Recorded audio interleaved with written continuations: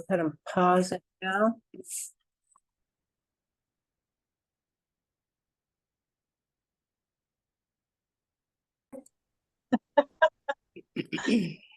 Oh, goodness. Hello, everyone.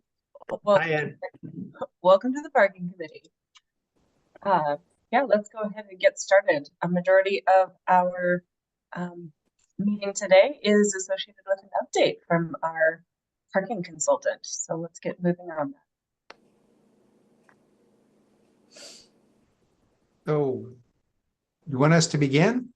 Yes, Absolutely. Okay. William is going to share a PowerPoint with you. I'm going to go through parts of it, and William will go through parts of it. Next slide, William. I think one of the things we've done is we've created a very information-heavy report. And so our goal today would just to be to give you an overview of the findings. And that gives you time to read it. And we talked to Selby and Shannon yesterday, and we can have another meeting down the road and really get into details if you want, as you begin to better understand it, or areas that you would like us to further elaborate or pursue. So we're not trying to overwhelm you. That's for sure. But it is a very, very heavy data-laden report. But we hope that we've covered all the bases. We really tried. So we're going to do that first, that overview, and then William's going to give you an update, a quick update on where we are with the online survey. It's up and out there. And then we'll finish it with an overview. We did another paper, which was an analysis of a potential feasibility of a parking garage somewhere in the downtown. And that's a first level review as well. So with that, we'll jump into it. William, next slide. So the study area is the same as it was in 2017. And the purpose of this study is really to assess the changes that have taken place since 2017. You've really done some new things with your system, and we're really pleased that a lot of them came from that 2018 report.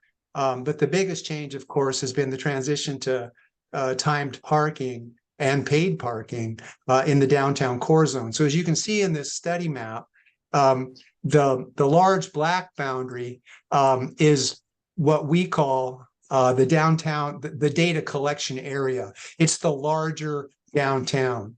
But to be apples to apples with 2017, you can see the area that's kind of shaded yellow is what we call the core data collection area. Because sometimes, as you know, when you collect data in a macro scale, like within the larger black boundaries, sometimes it can understate what's really going on. So we have data for the larger system and we have data for the core system. Today, we're kind of going to focus on the core. Like I said, it's a heavy, heavy report. And really focus in on where the major changes have happened. But when we come back later on, we can get into all the details of the larger downtown data collection area and then focus today, which is on the core data collection area. Next slide. Next slide. So before we dive into it, as we always do, we update your inventory of your on and off street parking supply. This is the on-street supply. So this map shows you where every single on-street stall is within the downtown data collection area, the larger black boundary, and then again, within the core. In the downtown, the larger area, there's 649 on-street parking stalls. And as you can see, they kind of separate between red and purple. Purple is no limit parking with no regulation. You can park as long as you want. But the red triangles are really what you've done differently. That's taking what used to be completely unregulated parking and have begun to regulate it. So those red dots, all in the core area, the core data collection area, are also metered, 3-hour metered parking. That's the biggest change. I'll show you the overall change in an upcoming slide. So we have every on-street stall cataloged. We know where it is, and we know what kind of a stall it is. Next slide. Same thing for the off-street system.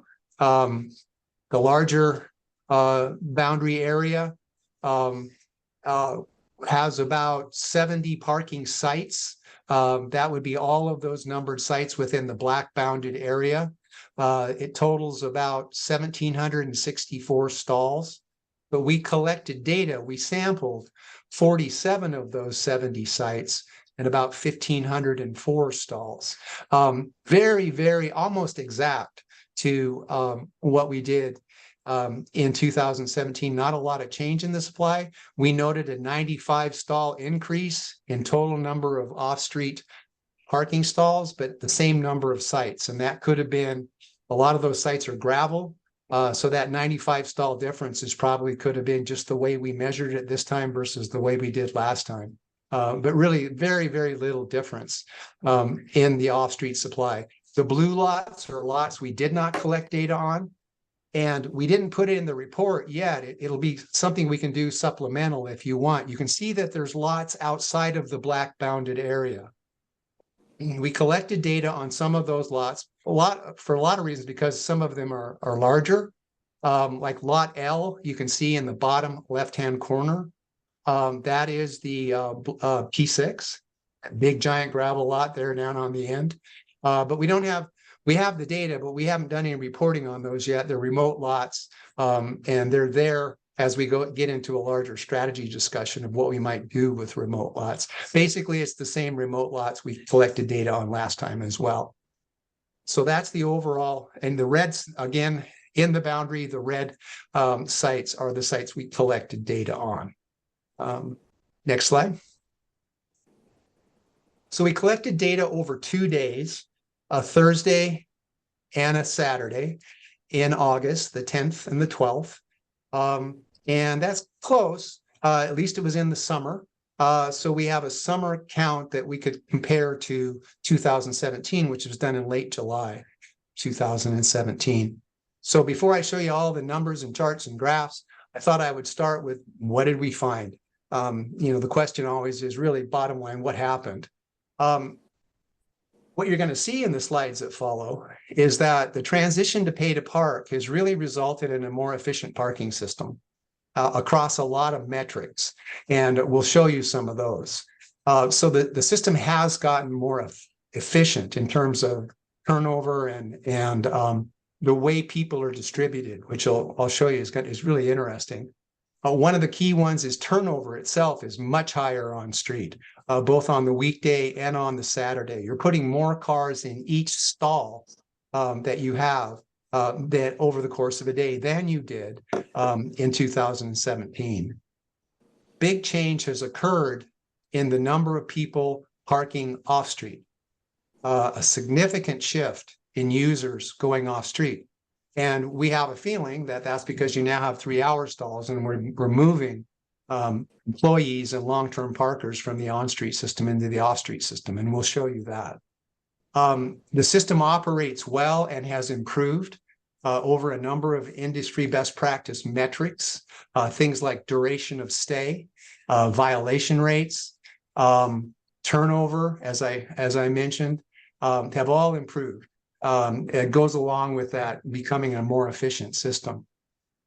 When we separate out that core area, though, from the larger data collection area, users are still going to continue to feel that parking is difficult and inconvenient.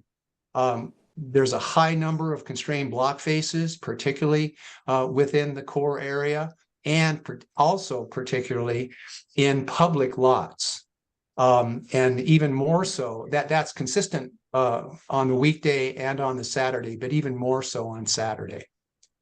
And then the block faces outside the core area. That's why we wanted to focus on the core area, but we'll show you some heat maps, which kind of understates your overall use.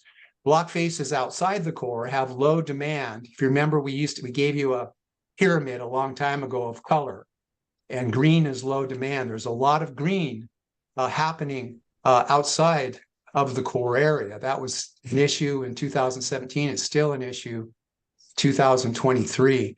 And it's possibly connected to users' perceptions of walkability, connectivity, and convenience. as to why we're jamming up the middle, even with paid parking and limited time stays, but people are still not finding the edges. Next slide. So the supply, I told you, I showed you the inventory maps, but the on-street supply, as you can see, is decreased from 846 stalls to 649 stalls. Almost 200 stalls have been removed on street from the system. A lot of that is because of the new pedestrian areas you've created in the core. Within the core, 200 stalls have transitioned to 3-hour metered parking. That's all in the core data zone. So overall, you've had 197 stalls on street have been eliminated since 2017, and 115 of that 197 has occurred in the core zone. So there's been a significant drop in the number of on-street parking stalls overall in the system and within the core downtown. And as I said earlier, the off-street system has remained stable, a 95 stall increase, still 70 lots. We think the change in the number really is, trying to keep a handle on the number of stalls that are actually on a gravel lot.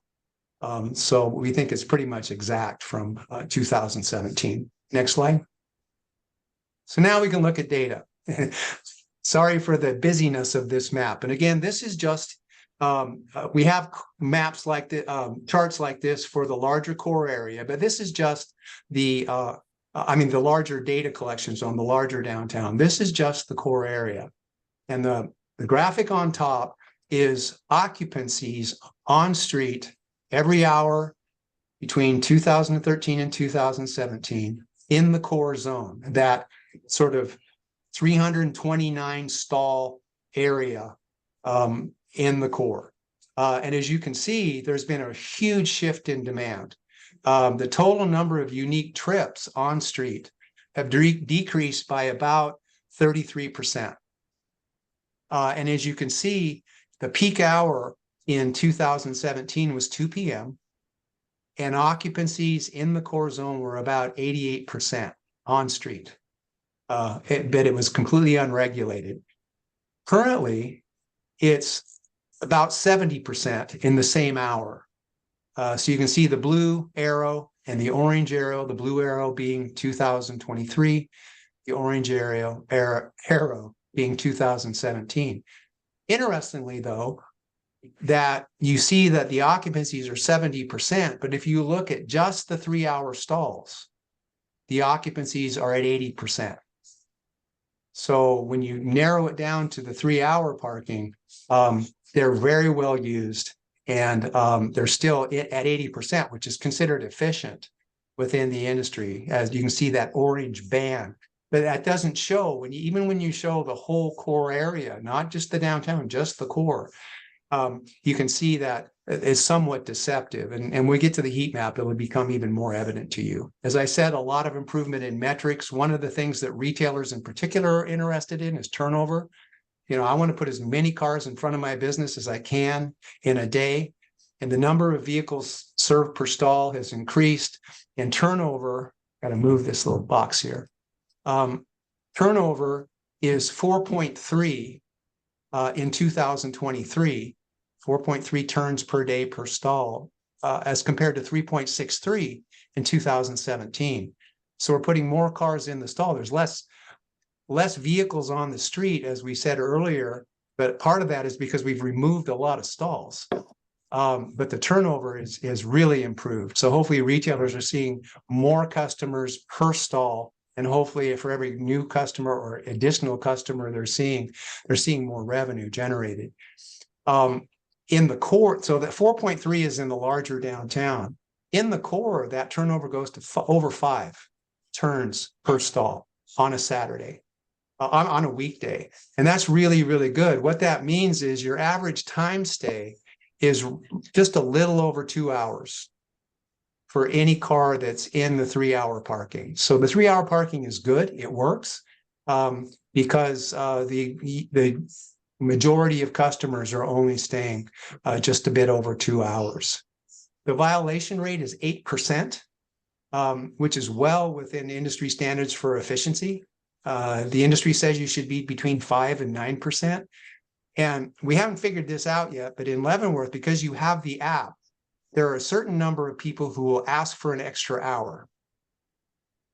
And we haven't been able to sort those out yet, and we'll work to do that. So this violation rate may be even lower because we're just seeing anybody who stayed longer than 3 hours. And some of those people who stayed longer than 3 hours did it legally. So this 8% number, one, is very good, and two, is probably lower. And we just need to work on. So what we would do is we would take out anybody parked over 3 hours who used the app to pay for an extra hour. We'd take them out of that violation rate, and you would see it drop. So this is the high end. So very good.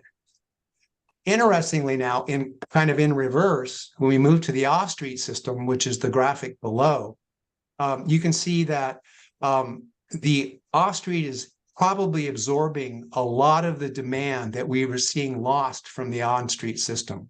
So now look at the blue column, the blue bars, compared to 2017. We've had a big increase in off-street parking on the weekdays.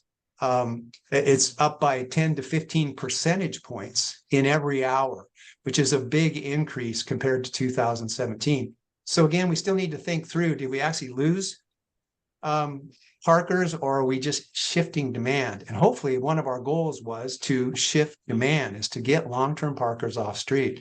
And that appears to be the case that's happening. Peak occupancies, again, in the core area, in the public lots, have increased from 74% in 2017 to approximately 85%, which is constrained.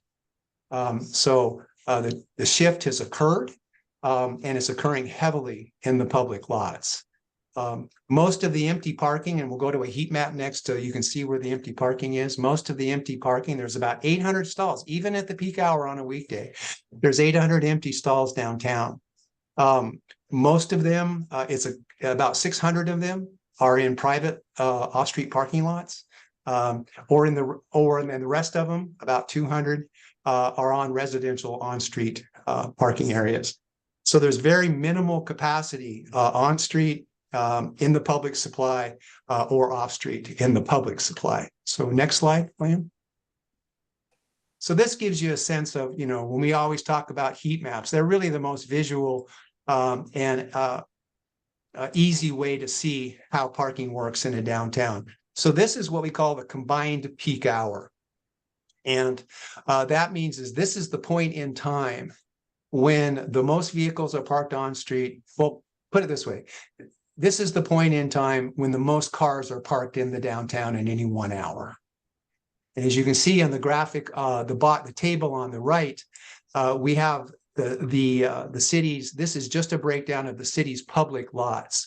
And you can see some of the public lots have different peak hours. And that's represented here.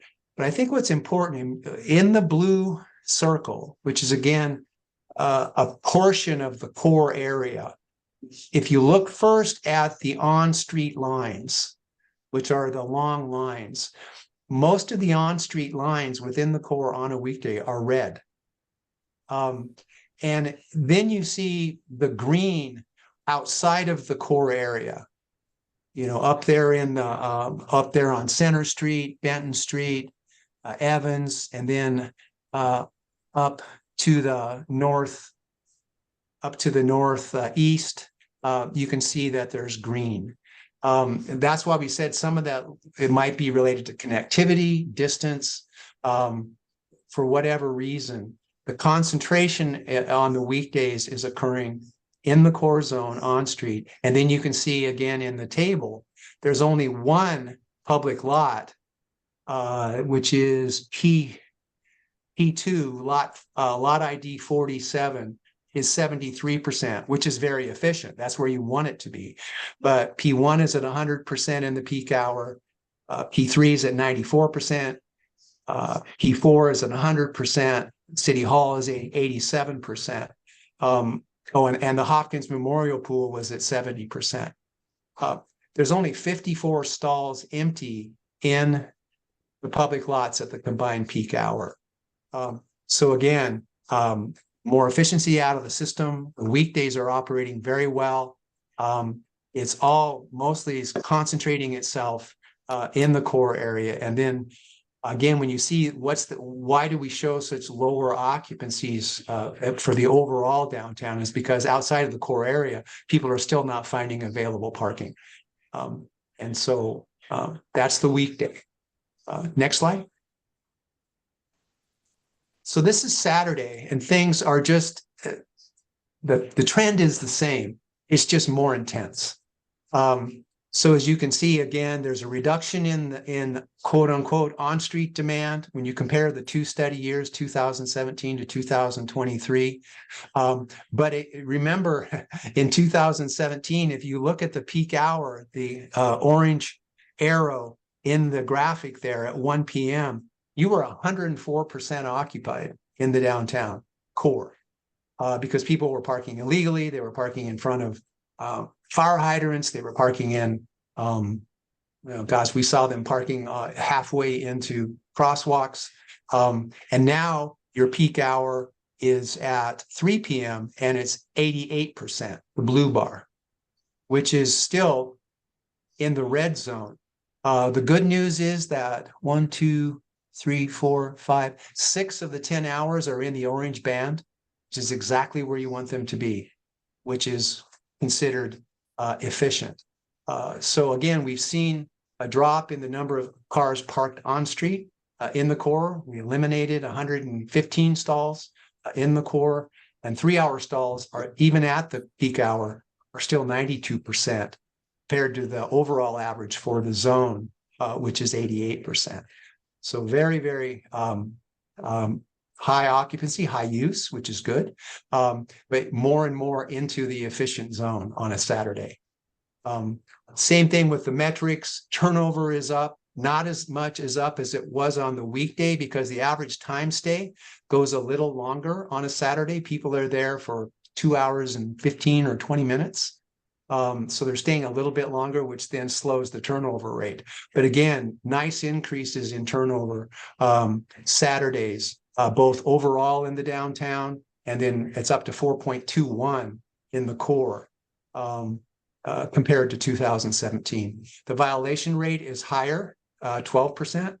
But again, that could be because of the longer time stay, and we still have to we haven't factored out yet the number of people who are actually using the app to ask for a longer stay. Off-street parking, very similar to the trend that occurred on the weekday. But even in 2017, your off-street lots were pretty slammed anyway. But anyway, still, you're 4 percentage points higher in each hour for the off-street use. Again, probably showing some of that transition from employees who used to park on street in the core into off-street lots. 8 of the 10 hours. Oh, yeah, and use of the off-street lots is up and in 8 of the 10 hours of the day. So you're seeing improvements in off-street use from basically from 10 a.m. Compared to 2017, you're seeing increased use of the off-street lots. Only one public lot was not maximized on Saturday, P5. And like the off-street, the weekday, rather than 800 empty stalls in the system, there's 600 empty stalls in the system. About 400 of those are in the off-street system, and about 200 of them, again, are in the residential areas. Next slide, William. Again, just a repeated trend from the weekday, only more intense. You can see that within that core zone, particularly within that blue circle, it's red. And this is at the combined peak hour. Most every street is red. There's some green streets up here on 13th and 12th. But when you get from Division Street down to 9th Street, even to 8th Street, there's just not a lot of on-street parking available, not a lot of off-street parking available. And some of the private lots are filling up as well. But if you look at the graphic at the right again, here's the public off-street system. Again, P1, 101%, P2, 104%. The only lot that was not well used was the pool lot, and that's because it was not open and in use at certain times of the day. I'm sure it would have been slammed if it was available. But as you can see, the overall average for off-street parking was 73%. They're the top row. But you look at the public lots, and they're simply not available in the peak hour on a Saturday during the combined peak, and at times throughout the day as well. So with that, I'm done with, if it's okay, we'll hold questions because we'll get through this quicker. And I want to turn it over to William, and he'll talk to you about the online survey. Great, thanks, Rick, and thanks everybody for going through those details. It's fascinating data, I know. So hopefully we'll have a good discussion at the end. But I want to make a couple updates on the survey. So that's still out there. Hopefully you all have had a chance to take it. If you haven't, please do so. And this is sort of our last opportunity to push it out there. Our plan is to close it early next week and start looking at the results, but it will be open through the weekend. So please distribute it as much as possible if you have a chance. Just to recap on what's in this survey, if you've taken it or not, what it is, it's almost like 3 surveys in one. So we have, the first question is, are you an employee of downtown? And if you are an employee of downtown, there's a series of questions that are tailored to employees. Things like, how do you get to work? Do you take other modes? Where do you park? Do you have a permit? And just your general level of satisfaction with working downtown and the transportation options. The next set is applicable to residents, those who live, we called it within a 20-minute walk of downtown. And these folks were asking things like, how long have you lived there? Do you own? Do you rent? How many bedrooms are in your residence? How many vehicles do you own? Do you experience any overflow from downtown? These types of questions, just general satisfaction as well. And then last is for everybody, whether or not you're a resident, employee, just a general visitor. We ask a set of 14 questions. Things about, where do you typically park when you travel downtown as a visitor? How difficult is it? We ask a series of questions about stall types and how difficult it is to find based on the type of stall you're looking for. A few questions about ADA parking, general feeling about parking rates and how they go about paying. And then throughout all this, just an opportunity to comment. And so that'll be a big part of when we do process this survey, is just reading through the comments, getting a flavor of how people are responding, what their general feel is, and sort of classifying all these comments so that we can summarize this, some input we're hearing. So it's been promoted so far via social media. This is a post that you'll see on Instagram, Facebook, formerly known as Twitter, X. So that's out there. There's been a recent push on social media platforms as well. And then there's also been just a push of just getting the information out there physically. So the city staff did a good job putting notices on boards. They dropped some off at Oktoberfest information desk, Benchmark jewelry window, Dan's grocery store, these types of things to just capture visitors where they are. So again, it's still out there. I'll just give you a quick snapshot of how it sits now. This is what we've got, about 670 responses to date. 236 of those would be classified as visitors, meaning they just travel downtown, they park downtown, but they aren't necessarily residents or employees.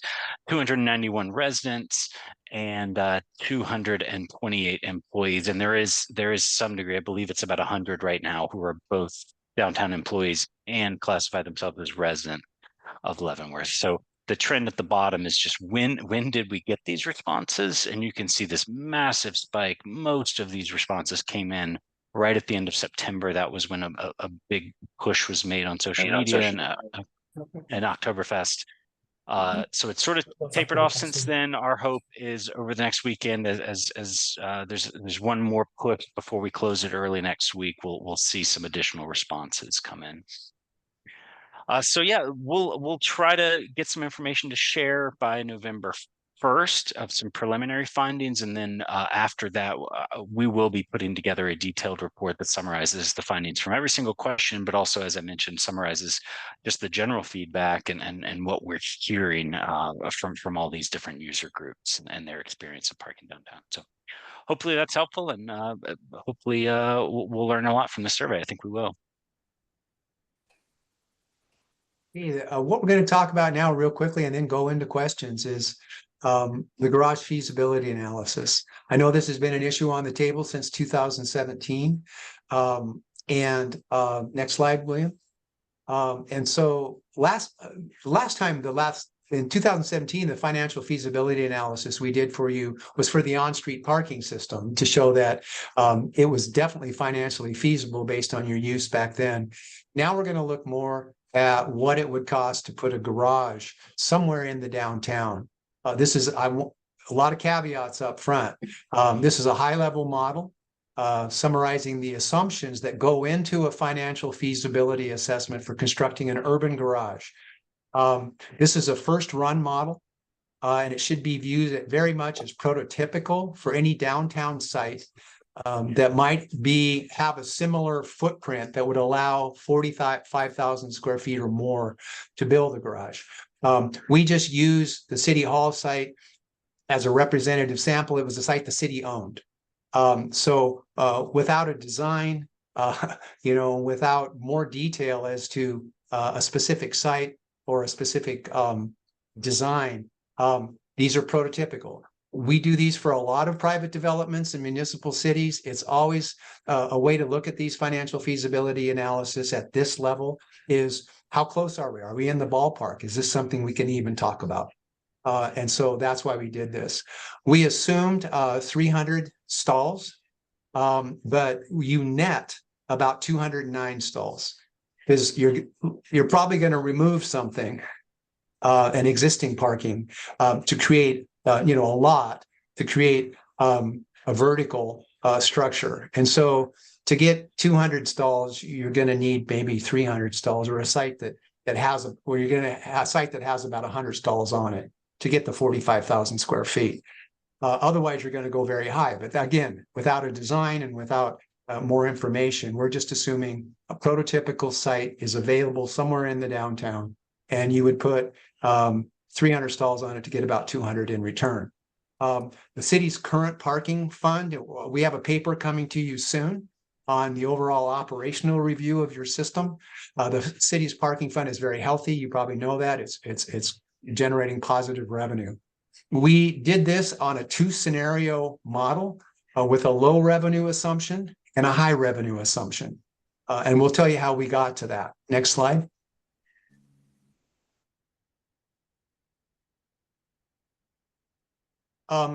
We took a look at your existing system, and this is 2022 data. So this is the last year that you had completed revenue collection and expenses related to the operation of your system. And as you can see on the top row there, with the total number of on-street parking stalls that you have downtown now, you're generating about $256.88 a month per stall, year round. And that's a really good number. So, but because you only have 200 metered stalls, revenue generating stalls, you're generating about $614,000 a year, but that's $256 per stall per month for visitor parking. That's what you're generating. The second line there says off-street parking roll-up. You can see how much you're generating in revenue from the 198 stalls off-street that you owned and charge parking on. You're generating about $1.2 million in those lots, which translates into about $514 per stall per month year round. Again, a very good number. That's a very urban number. I told Selby that and Shannon that. That's a number I see in Portland. I don't see it in Kent, Washington. So you're doing really well. So what we decided to do was we say, what if this was just a visitor-only garage? Let's be very conservative and build this garage using the low revenue number, which is $256 a month, that we know we could generate in revenue based on our existing model and assuming there's a lot of latent demand out there. And then we said, what if we build a garage that has a blend, which is kind of what you do in your off-street lots now anyway, a blend of visitors and monthly passes. And that blend, your blended rate is about $384 per stall per month. So that gives us a conservative, and again, these can all be adjusted down the road, but just where do we start? It gives us a conservative start. We're going to start at what the low end of our revenue stream is, and then we're going to go at the blended level of our revenue stream and say that this 300 stall garage could generate, what could it do? Next slide. This is really busy, but I just want to know that you can be confident that all of our assumptions that we put into a construction model for a client, we cite all of our sources so that we have a place to start and we have a place to have a discussion. We have numbers for cost to construct by square foot that we've done with, we recently did a garage in Ventura, California. So you can see $118 a stall to build. Not $118 a stall, $118 per square foot.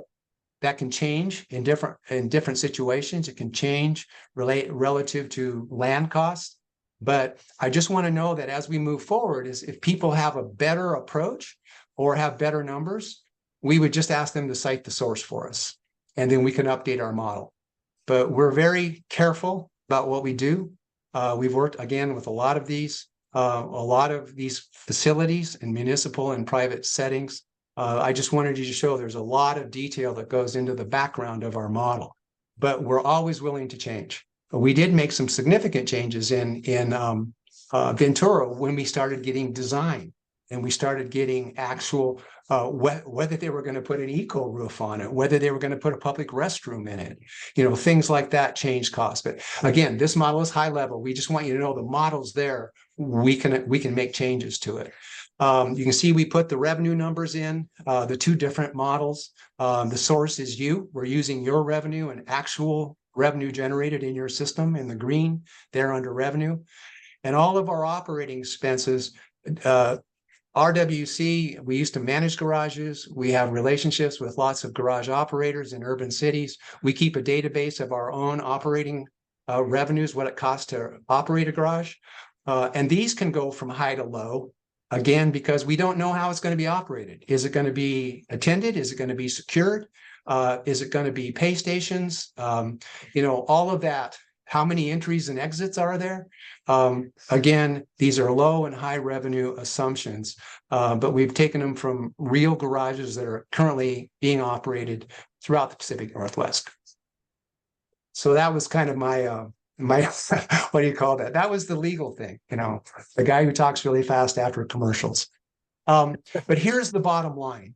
So when we ran the low revenue model number, which is the scenario 1, column to the left, we find that the construction costs, the operating costs, and the revenue generated isn't enough to sufficiently cover the cost of a garage as we've assumed it.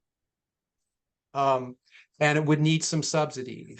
In fact, it would lose about $700,000 a year, 300 stall garage. Under these assumptions, it would lose about $700,000 a year and would continue to lose for 20 years. Because we have a 30-year pro forma you'll see in the report that you can see every year. And so we base this on a 20-year financing model because that's usually what the private sector tends to do. They don't try to finance these for 30 years. And that can change. Ventura, one of the things they did in their model is modeled it for 30 years. They paid more on the long end, but less on the front end, because their mortgage rate went down. So, that's a choice, but it was more expensive over 30 years than it would have been over 20. Interestingly, though, on the right, as you can see, the same assumptions, but with a higher revenue model. And again, what's great about your revenue numbers is that it is a real annual number. So we don't have to predict for seasonality. It's all in your existing number because those are annual numbers. And the garage does pretty well.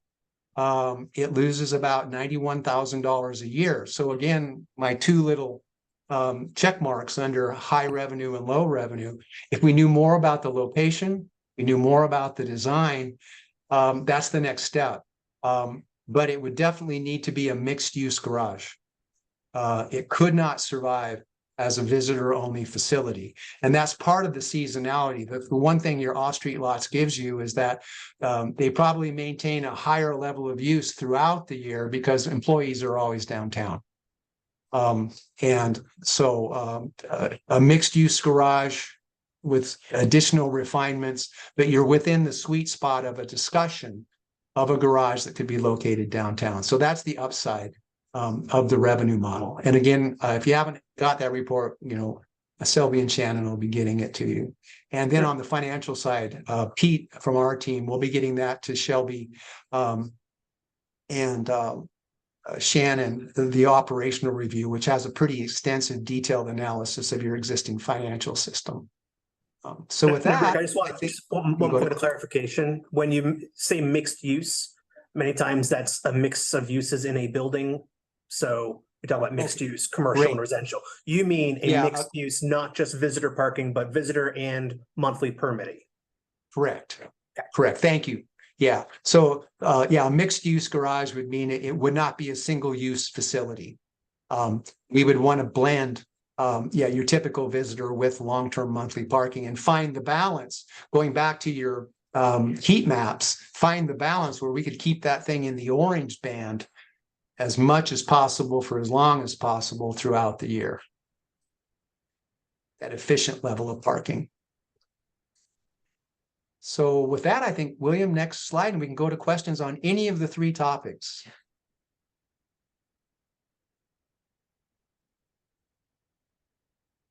Hi, Jesse. Hey, I'll kick it off. I like it. First of all, that was incredible. Thank you very much. That was beautifully done, very articulate, very to the point. Loved everything about it. Those are the kind of that's the kind of stuff that we like. So I think just going back to that last slide, just because it's fascinating, and I know it's not up anymore. No, we can get it up. I need to think about how to structure this question. So one of the early on in your presentation, you made a comment regarding the fact that on-street parking in residential areas had peak hours, and often, and I'd have to look through all of this to really phrase this correctly. But are you able to? I'm thinking about this deficit here, either the low performance, the high performance model. With a visitor who chooses to park in residential areas because they cannot find closer proximity to downtown core, let's say hypothetically, this behind the city hall / whatever that other lot is called is utilized in a localized area, right? It's right across from the downtown area, the downtown core area. Is there a way for us to make an estimate as to how many of those visitors who are parking on residential streets may utilize, because there's more parking available, because there's additional offering right there, may pay to park and not maybe go into a residential area and park for free? I don't know how to phrase this, and I'm sorry.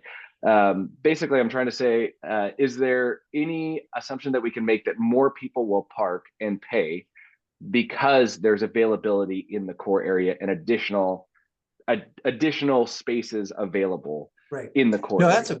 It's a great question, Jesse. And I'm going to break it in two pieces to make sure, and hopefully I get it right. And I'm sorry if that didn't make any sense. I think I know where you're going, and I think it's a really good question. So to the first question about getting people if we're showing that the neighborhoods, and William, maybe slide back to any of the PowerPoints, the first PowerPoint you see right there. So the question now is, we know, this is the second part of your question, we know people are willing to park and pay in Leavenworth. So many cities we've worked with have really resisted the transition to paid parking because you're going to kill us. That's what the community will say. That's what businesses will say. You're going to kill us. And you have demonstrated that that is not the case. You have very high rates of turnover. You have jammed lots. People are paying, and your hourly fees are higher than some larger urban cities. So the question is, so paid parking is not necessarily detracting people from parking in Leavenworth. They want to park where they want to park, as you can see off all the red. question is, these are residential streets, and all that green that we see, particularly out in the residential area and even some of the off-street lots that are less than occupied. You know, that's why we brought up this issue of our first approach to that is, why aren't people going out there when it, you know, some people might be circling blocks in the core. It's signage, is it connectivity, or is it sheer distance that people are just not willing to walk that far?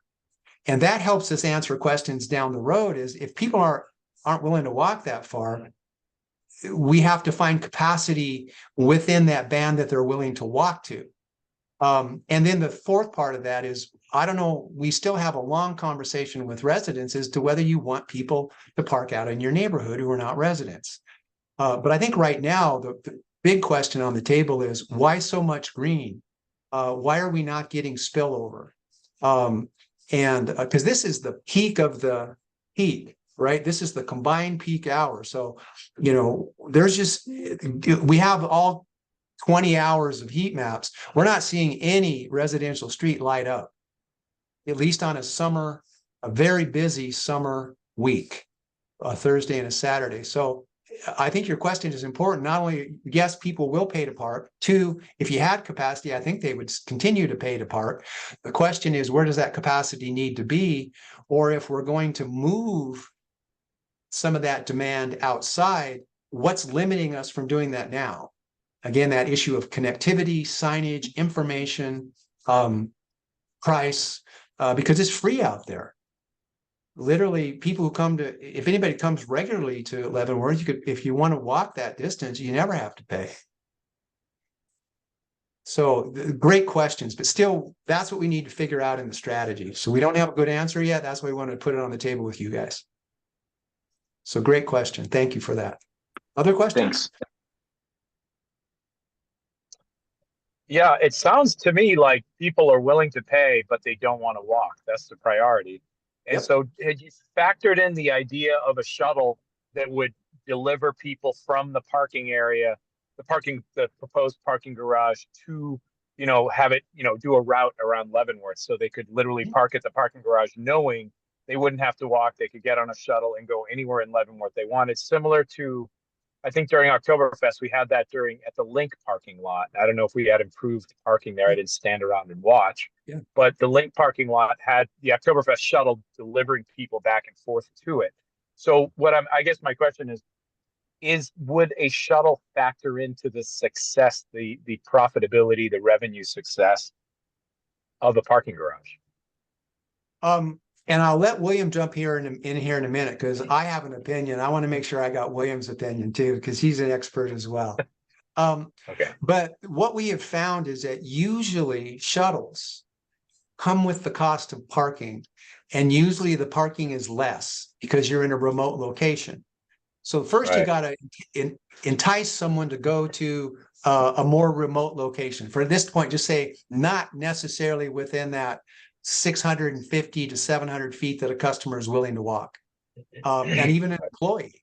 And so you say, okay, so if we're $3 an hour downtown, then we're $2 or $1.50 at the shuttle lot, and then they don't want to pay an additional fee to get on the shuttle. Yeah. And so the overall system would have to support the cost of the shuttle as well as the construction of the garage. And so is it possible? We'd have to run the numbers, but the shuttle would have to go year round. You know, and probably even monthly passes out there to get employees out there. You know, I'll make this number up. Shannon's got the number, but if you're charging $150 to park in the core, you're going to charge $100 or $90 to park in the shuttle lot. And so we're making an assumption. Yeah, I'm making making an assumption is that the shuttle is free, and the assumption that it's just free, like the Link shuttle that was in Leavenworth, they had a small shuttle that was free. The Leavenworth Oktoberfest shuttle was free, and I feel like we would, you know, subsidize it with other funding, but I don't think we would say there'd be a cost associated. I'm sure we could put a little into it from the Parking Enterprise Fund because it would serve that fund. But yeah, making the assumption you're not paying to ride the shuttle. Yeah, but you're right, and the the effect it could have on the pro forma. So let's go back to that blended number. $358 per stall per month that we're making in this mixed use garage. Well, that's because we're charging downtown rates. So if we had to include the cost of the shuttle, lower rates into the garage, it would be a much more challenging pro forma. That's why I think never take it off the table.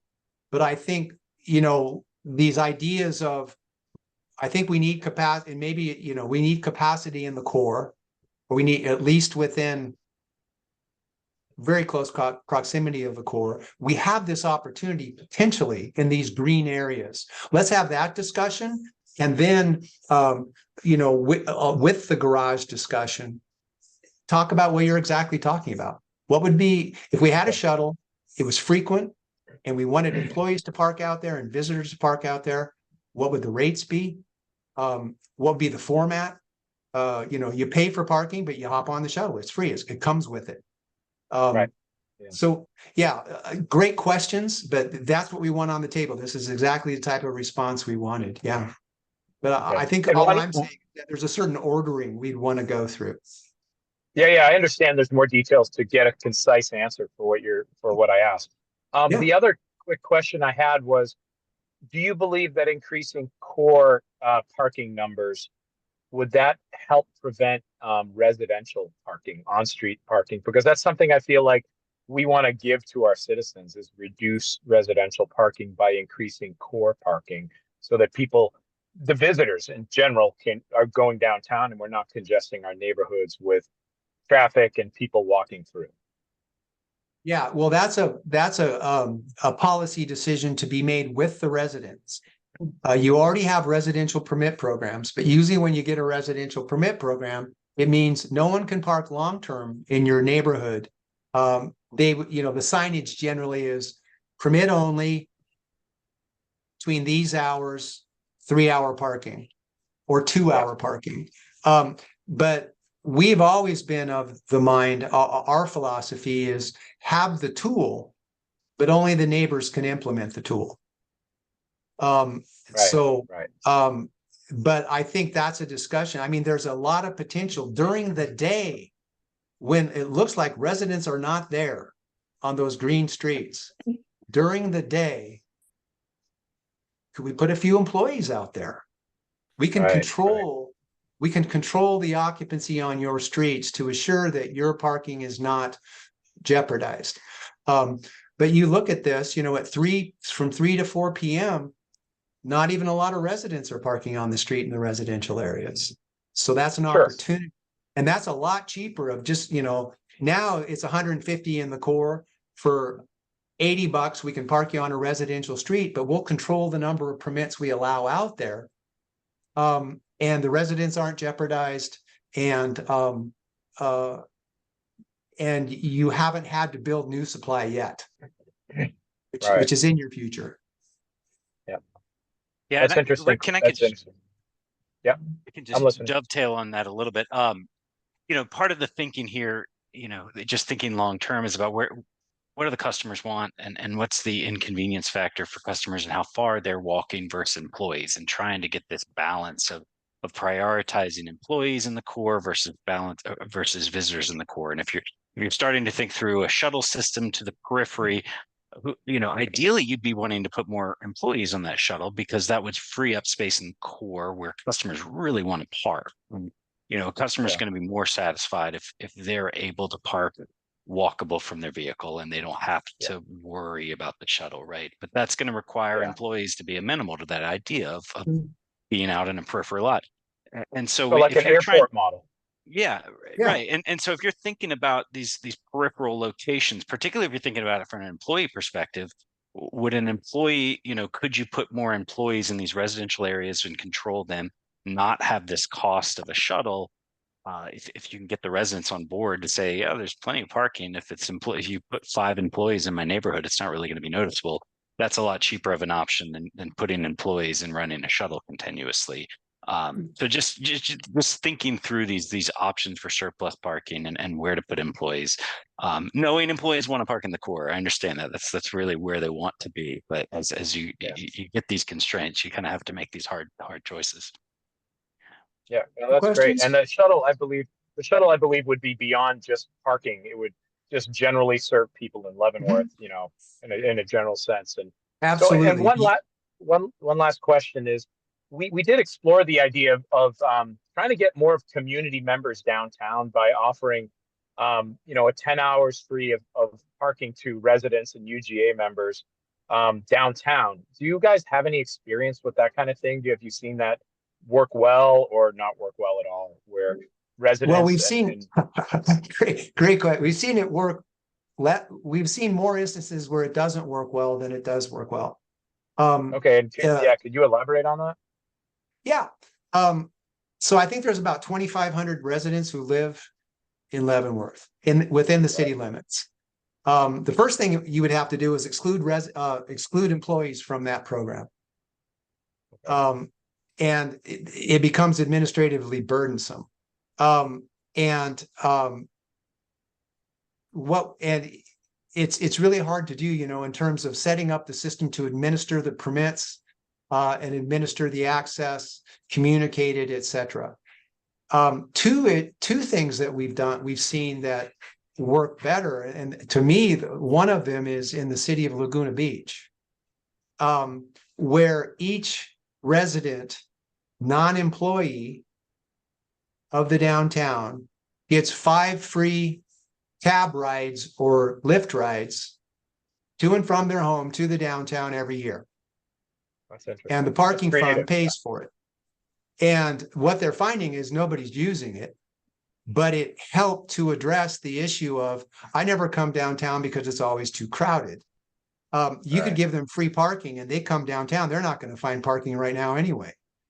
And so the Laguna Beach program has been very popular. It was politically successful.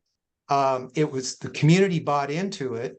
And it's like a free ride down and a free ride back. And it used to be cabs. And so now it's easier because you can do it on Lyft and Uber. And then you don't have to park. You can come down, shop, stay as long as you want, and then Uber and Lyft back. Administratively, much easier. The hardest part in all these is that then you have to go and exclude those who already work downtown. Right. Now that makes sense. And we were looking at like 10 hours of free parking a month based on license plates, so that if you were written up for a ticket, it wouldn't compute. Yeah, I mean, I think I'm not discounting the effort. But yeah, with your license plate program, but then every citizen who's eligible for the program has to give you their license plate number. Yeah, it could be an online sign up thing where you just have to enter. If you want that, you have to sign up online. Yeah. The only downside on any of those programs, particularly a town like yours, and that's why Laguna didn't go there, you can never find parking anyway. And so a lot of people were saying, great, you're giving me this benefit and I can't use it. And the free ride was much more popular because it addressed the issue. Guess what? You don't have to park. Right. That makes sense. And we were looking at that with the increased downtown density of parking with the parking garage, so that like more so the winter time is this. I've spoken to a few people who live, you know, in Leavenworth and the outskirts of Leavenworth, the UGA, and they said it's in the winter. It'd just be nice to be able to get downtown, not have to pay for parking since we live here, park and then go do our thing and leave and not have to be, you know, burdened with that. And they were like literally 10 hours a month was acceptable. It wasn't like we're going to be there all day. Yeah. Well, no, good points. And I think it's again, all we would say is kind of like the shuttle system, you know, put it in an order of value and priority, and then work towards it. But we do know that when they've had programs that says, you know, if you're a resident, you can just come down and park free this many times a year, administratively, they just fall apart. And then there's a lot of abuse, you know, some of them used to, now license plates is better, but some of them used to give you a code. Yeah. So you just come and punch so I just give my code to my friends. And so the abuse was terrible. So anyway, Yeah. but Yeah. I think it's a good point. And, what can we do to get, last thing I'll say about, William brought this up is, take the lowest peak days of your year and turn the meters off. And it's just free parking, that's how many cities began their first Thursdays and their second Wednesdays. We did it in our off-street parking facilities when I was in Portland for 6 months because we weren't getting any business on Sundays and the retailers were complaining. We just stopped charging in our garages on Sunday. There's other great. simpler Those are ways great to answers. do stuff. Yeah. Try to get people to come in the shoulders. Thank you. Other questions? Otherwise, we're really having fun doing this project. As always, it's been incredible working in Leavenworth. It's amazing what you've done with your downtown. So next steps for us is we're going to complete a bunch of these reports. I think the operational report is going out today. I think I just checked my email. So you'll see that, but dive into the data, look at the financing stuff on the garage. Our next step then is to begin to strategize what we see as what you want to carry over from the 2017 plan and what new elements we would want to add into your update. So we basically now are going to create a 2023 to 2030 parking management plan for you. But you have a lot of good stuff in there that is going to be plagiarized and pulled forward. Continue to charge for parking. Have an employee permit program, have a residential permit program. But I think there's additional things we can do on convenience and connectivity and some of these issues we've talked about. And where a garage might or could be sited, shuttle systems.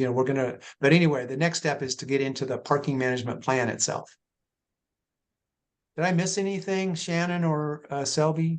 No, I think you got it all. No, very, very thorough. Thank you so much, Rick and William. Well, thank you. Again, we always appreciate the opportunity and we'll talk to you next time. Thank you. All right, thanks, Thank you. guys. Thank Okay, Appreciate it. bye-bye. Anne, would you like me to push through the updates real quick? I know you and Jesse have a 5 p.m. hard deadline. I can always email out the updates if you think that would be better for your timeline. I do have to leave the meeting. I have another meeting that I need to get into.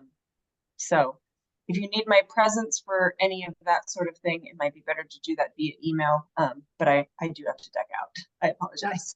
Not a problem. Thank you. All right. Thanks, everybody. Thanks. Jesse, did you want to duck out too real quick? Same for me. You guys, thank you so much. This was awesome and look forward to more discussion. Thank you, Jesse. All right, we'll email out the update. The updates. I'll stay for the update. I'm listening. I'm just in my vehicle. Perfect. Okay, so I'm going to share screen.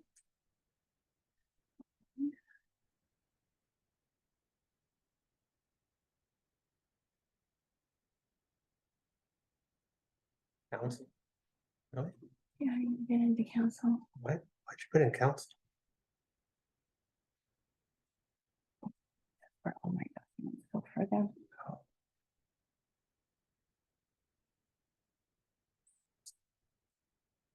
Okay, so I might not be able to share my screen after all. I apologize, Marco. Because I'm having a problem getting onto the Y-Drive.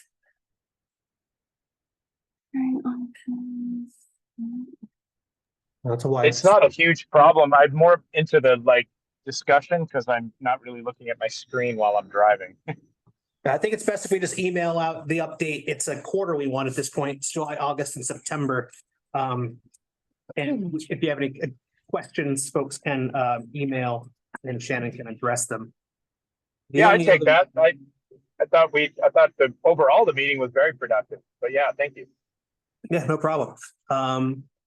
I will be emailing you an email update on our Civic Smart. I would like to talk about that a little bit. It is in my update.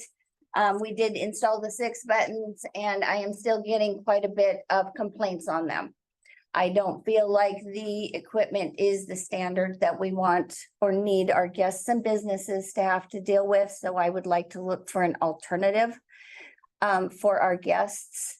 I have been talking to Flowbird, who is already in our kiosks. We use them and they have some very interesting options for us where we could have the same pay system on the street.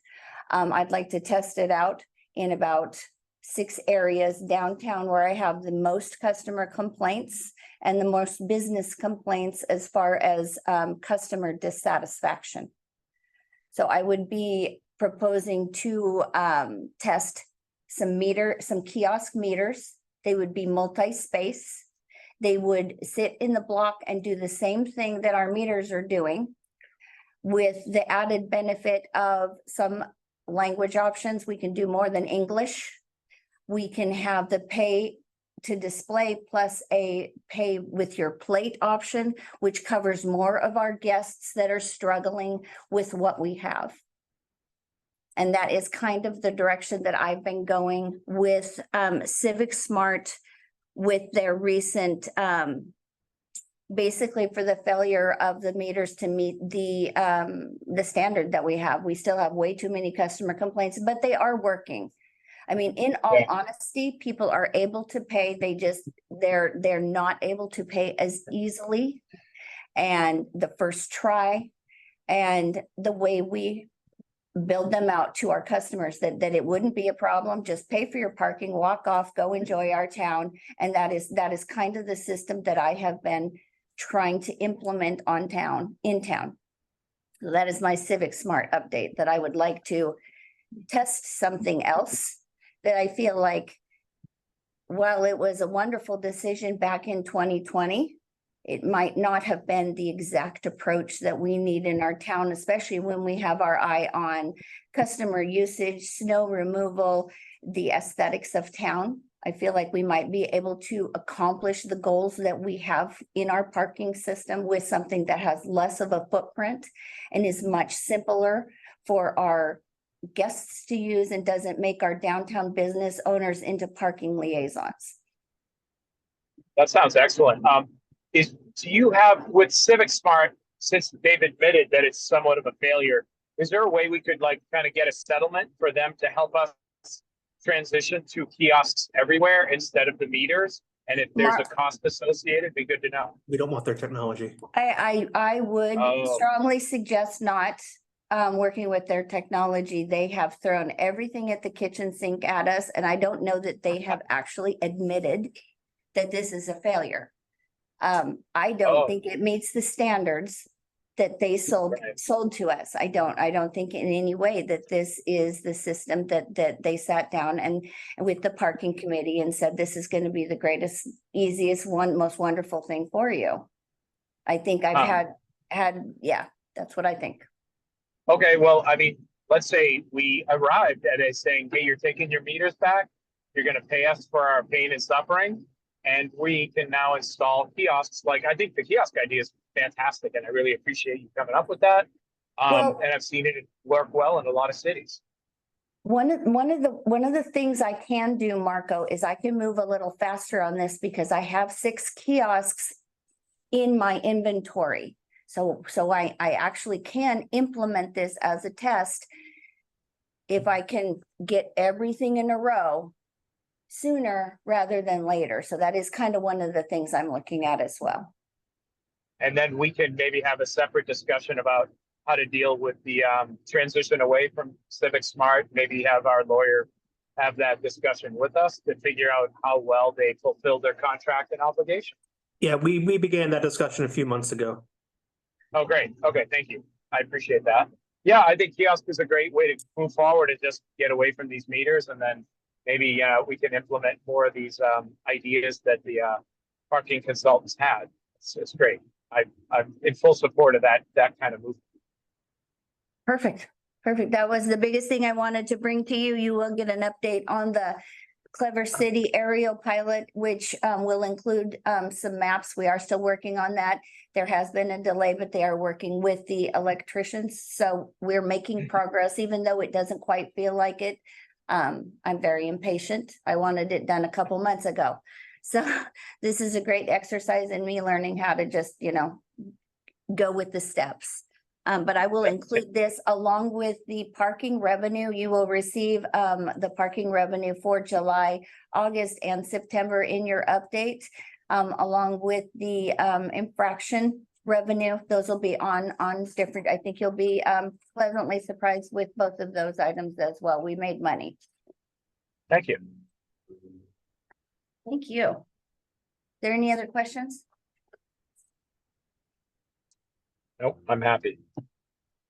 Perfect. Thank you so much. And I will get all of this emailed out to everybody first thing tomorrow. Outstanding. Thank you, Okay. Marco. Thank you, everybody. I'm gonna have to butt out, so. I think we're probably at the end of our meetings anyway, since I just jammed those updates out in 5 minutes. Excellent. Yeah. Okay, thank Okay, you, well, everybody. yeah, thank you so much. Talk later.